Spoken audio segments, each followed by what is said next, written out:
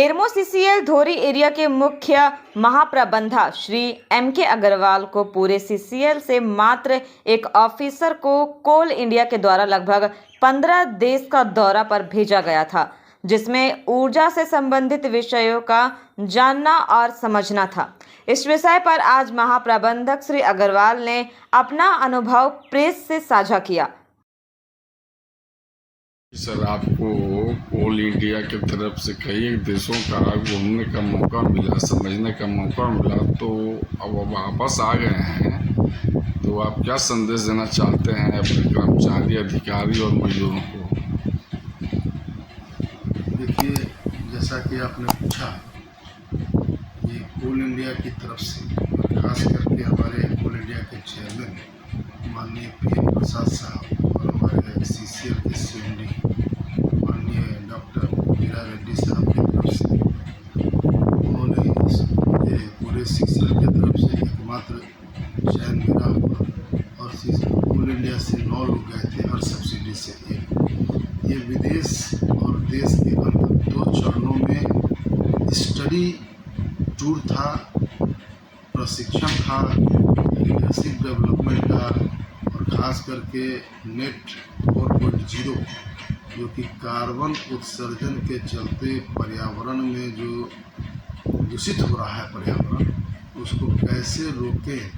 और कोयले, आपको मालूम है कि कोयला के जलने से जो एनर्जी है उसमें कार्बन का इमिशन, कार्बन का उत्सर्जन बहुत ज़्यादा होता है, तो इसमें कमी लानी है। और यह कोयले के ऊपर जैसे अपने देश में लगभग 70% डिपेंडेंट है, तो इसके जगह पर दूसरे एनर्जी के सोर्स, रिन्यूएबल एनर्जी के तरफ अधिक से अधिक बढ़ना, जिसमें कि solar energy, wind energy, nuclear energy, hydro energy, इस तरह के तमाम एनर्जी के अन्य स्रोत का शुरुआत और काफ़ी दिनों से यूज अपने देश में भी और विदेशों में भी बढ़ चढ़ करके हो रहा है।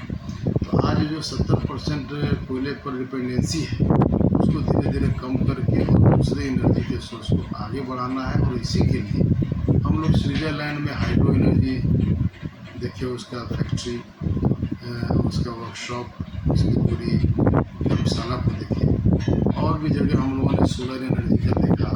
तो हमारे स्टडी पार्ट में क्लासरूम ट्रेनिंग लग्जमबर्ग में, मार्गविरोड में, ये सब जगह में था। मिला जुला करके हम लोगों ने 8-10 कंट्री गए।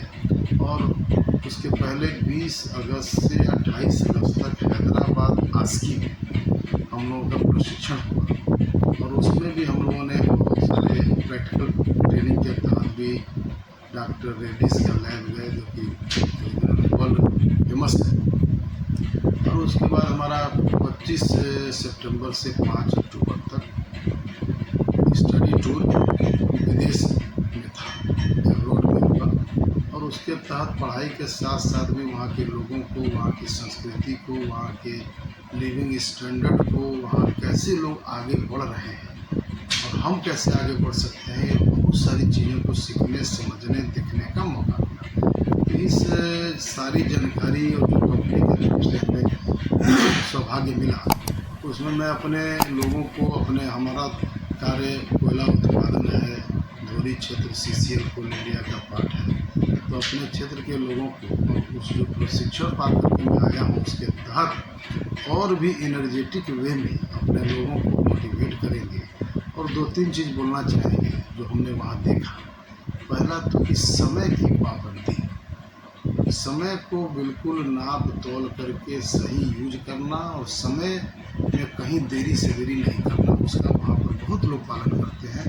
इस दिशा में हम अपने भी क्षेत्र के लोगों को, जैसे हमारा कोयला उत्पादन में मजदूर घंटा काम करते हैं, सब लोग सब समय से कार्य करें और उस समय में फ्रूटफुल काम करें। दूसरा, देशभक्ति की भावना हमारे अंदर, बाहर के देशों में हम लोगों ने देखा उठ कर बढ़ी है, तो हमारे देश में भी देशभक्ति की भावना में कोई कमी नहीं है, इसमें और हम चाहेंगे कि बढ़ोतरी हो। तीसरा, वहाँ पर हम लोगों ने देखा कि बड़ा से बड़ा आदमी भी कोई भी काम, छोटा से छोटा काम करते हैं, उनको कोई शर्मिंदगी नहीं, कोई भी आदमी कोई भी काम कर सकता है। तो तो हम भी अपने क्षेत्र में चाहे इस तरह के कल्चर को हमारे यहाँ कुछ है भी धोरी क्षेत्र में और इसको आगे बढ़ाएंगे।